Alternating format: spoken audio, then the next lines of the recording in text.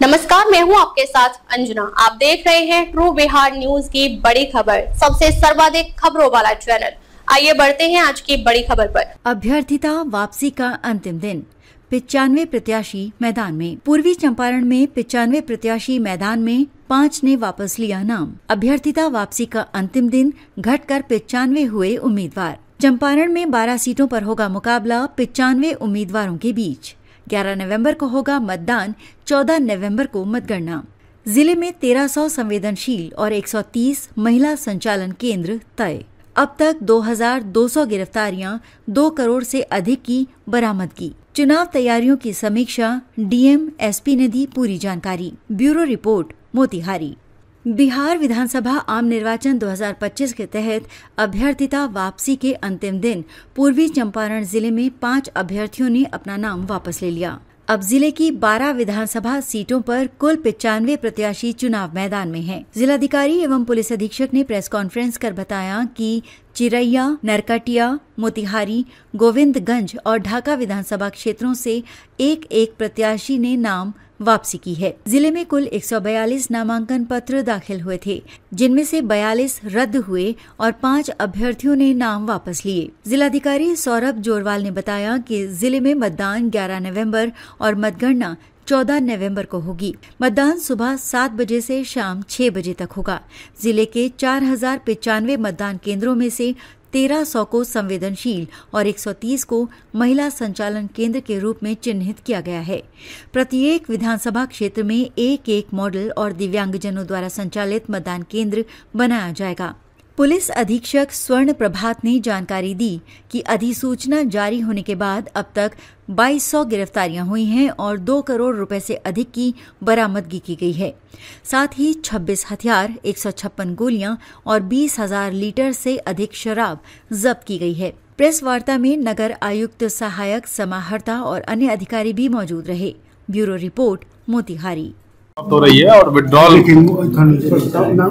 का आज आखिरी दिन था और आज आखिरी दिन के बाद में हमारे यहाँ पे जो 142 कैंडिडेट ने नॉमिनेशन भरा था उसके अंदर 42 रिजेक्ट हुए थे। उसके बाद 100 बचे थे, उनमें से 5 ने विड्रॉल कर लिया है और उन 5 के विड्रॉल के बाद 95 कैंडिडेट हमारे 12 विधानसभा में है।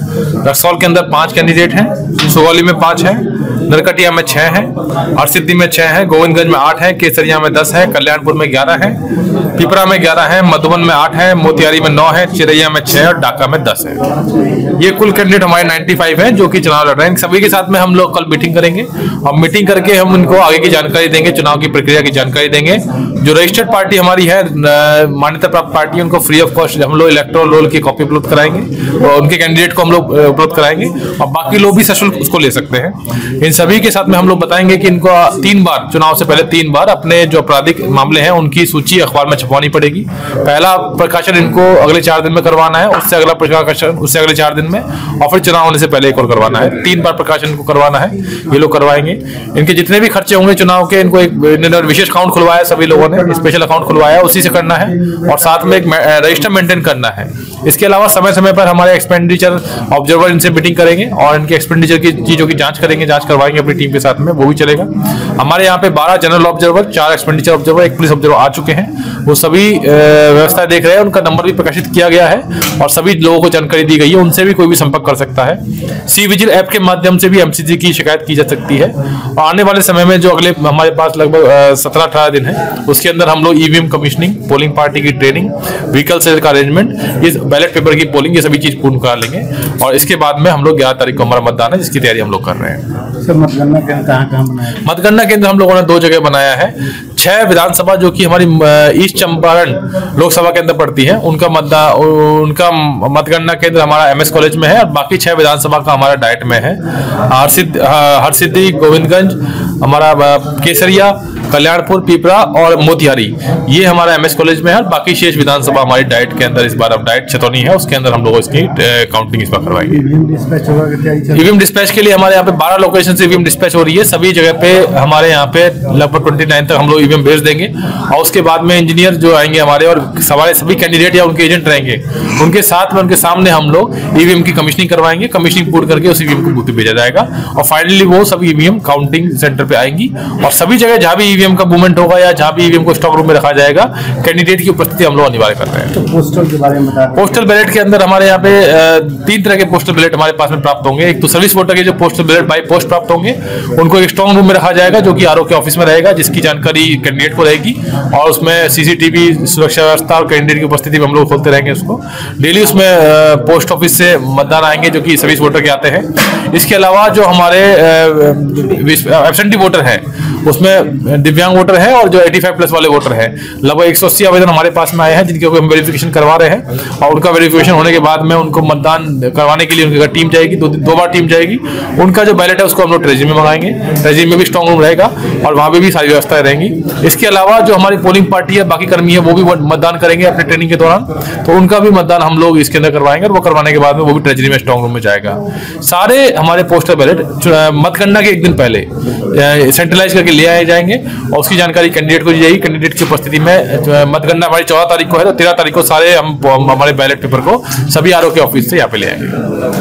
मतदान 11 नवंबर लागू होने के बाद जिले भर में पुलिस के द्वारा जो है लगातार कार्रवाई की गई है और इसमें अब तक हम लोगों ने 2 करोड़ से भी अधिक का जो है मॉनेटरी वैल्यू का सीजर किया है और इस सीजर में इंडियन करेंसी है, नेपाली करेंसी है और शराब की रिकवरी है, एनडीपीएस की भी रिकवरी हुई है और लगातार जो पुलिस कार्रवाई कर रही है। इसके अलावा जो वांटेड क्रिमिनल्स हैं उनके विरुद्ध भी लगातार छापेमारी की जा रही है और पिछले 16 दिन में करीब 2230 अपराधियों को पुलिस ने जेल भेजा है और प्रतिदिन हम लोग करीब 120 के एवरेज से जो अक्यूज केसेज में वांटेड हैं, जिनके विरुद्ध वारंट प्राप्त है पुलिस को, उनको जो है जेल भेजा जा रहा है ताकि चुनाव में किसी भी तरह की कोई अप्रिय घटना ना घटे। इसके अलावा टोटल जो है 16,60,000 नेपाली करेंसी पुलिस ने जब्त किया है और करीब 10 लाख इंडियन करेंसी पुलिस ने जब्त किया है और 20,000 लीटर से भी ज्यादा की जो है शराब पिछले 2 हफ्ते में बरामद की गई है। इसके अलावा गांजा, चरस, अफीम, स्मैक जैसे मादक पदार्थ भी बरामद किए गए हैं। हथियार में काफी अच्छी रिकवरी, हम लोगों ने 26 हथियार जो है आर्म्स वो जब्त किए हैं और करीब 156 कारतूस जो है वो पुलिस के द्वारा जब्त किए गए हैं। इसके अलावा जो लाइसेंसी हथियार है उसके सत्यापन का जो है वो काफी जोर शोर से चल रहा है और करीब 4211 हथियार में से करीब 3100 हथियार का सत्यापन कर लिया गया है। बाकी हथियार का सत्यापन जल्द कर लिया जाएगा। आपके माध्यम से कहना चाहेंगे कि कल लास्ट डेट है, कल तक अगर हथियार का सत्यापन वैसे लाइसेंसधारी जो बार बार कहे जाने, बार बार नोटिस दिए जाने के बावजूद भी अपने हथियार का सत्यापन नहीं करा रहे हैं, उनके लाइसेंस के निलंबन का जो प्रस्ताव जो है वो जिलाधिकारी महोदय को जो है हम लोग भेज देंगे। तो सभी लाइसेंसधारियों से अनुरोध है कि अगर हथियार का सत्यापन आपने नहीं कराया है तो हर हाल में अगले 24 घंटे में अपने संबंधित थाने पे जाकर जो है हथियार का सत्यापन अवश्य करा लें। इसके अलावा प्रिवेंटिव एक्शंस में करीब 18,000 लोगों पे जो है असामाजिक तत्वों पर सभी थाना के द्वारा जो है बूथ लेवल पर जाकर जो है 18,000 लोगों पे बंद पत्र की कार्रवाई की गई है। प्रिवेंटिव एक्शंस 126 से 138 के तहत उनको बाउंडन कराया गया है। इसके अलावा हम लोगों ने बिहार क्राइम कंट्रोल एक्ट के धारा 3 के तहत 210 जो कुख्यात और पेशेवर अपराधी हैं और जो असामाजिक तत्व उन पर एक्शन लिया है और इसमें से 190 अपराधियों पर जो है जिलाधिकारी महोदय के द्वारा जो है उस पर आदेश पारित कर दिया गया है, जिनको या तो जिला बदर किए गए हैं या थाना बदर किए गए हैं और ये लगातार जो है थानों पे बुला के इनका जो है अटेंडेंस लिया जा रहा है और ये प्रक्रिया अभी भी जारी है CCA टीम की। ये सभी 190 जो अपराधी जिन पर क्राइम कंट्रोल एक्ट के तहत जो एक्शन लिया गया है, इसकी सूची जो है अभी प्रेस नोट के माध्यम से हम लोग जारी कर रहे हैं। जिन पे शराब के कई सारे केसेस, सत्येंद्र गिरी है थाना संग्रामपुर, राजू प्रसाद है थाना आदापुर से, गोरख यादव है, नंदू सहनी है, इस तरह के बहुत सारे, मंजय यादव है, संजय कुमार है, मोनू सिंह है, शंकर पटेल है, ये सभी शराब के कारोबारी है जिन पर CCA टीम के तहत कार्रवाई की गई है। इसके अलावा कई लोग हैं जो जिन पर हत्या और रंगदारी के केस हैं, जैसे राहुल सिंह है गोविंदगंज थाना, राहुल मुखिया, इस पर CCA टीम की कार्रवाई की गई। लूट के केसेस में है जैसे विवेक राज और विक्की है केसरिया थाना का, फिरोज मियां है लूट के केस में, लूट एंड हत्या में मिथिलेश कुमार उर्फ लंबू दारा है, डकैती के केस में विवेक कुमार थाना चकिया का, और रिपू पांडे है जिसपे मद्य निषेध, आर्म्स एक्ट, हत्या, डकैती जैसे कांड दर्ज है, हिमांशु कुमार राजा से, इस तरह के कई अपराधी हैं जो पूरी सूची हम आप लोगों को जारी कर रहे हैं। ठीक है। अब तक के लिए बस इतना ही, फिर मिलते हैं ट्रू बिहार न्यूज में। अगर आपको हमारी खबर पसंद आई हो तो हमारे चैनल को लाइक करें व सब्सक्राइब करें। अगर आप YouTube, Facebook, Instagram के माध्यम से देख रहे हैं तो बेल आइकन दबाना ना भूलें। धन्यवाद।